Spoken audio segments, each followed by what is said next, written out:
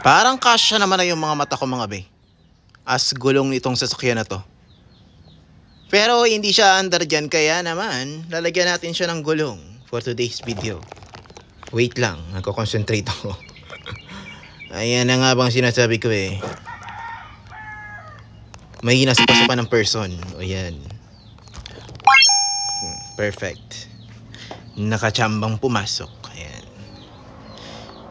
Kasi naman, bakit papasok ang pinapasukan? Ayan na. Ay.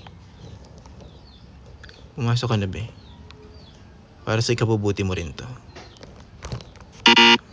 Ayaw niyang pumasok. Tatapos ng 1 minuto. Huy, pumasok ka na. Hindi na ako natutuwa.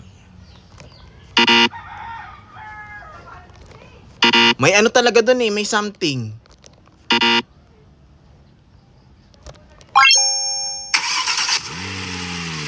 Bye! Ingat ka.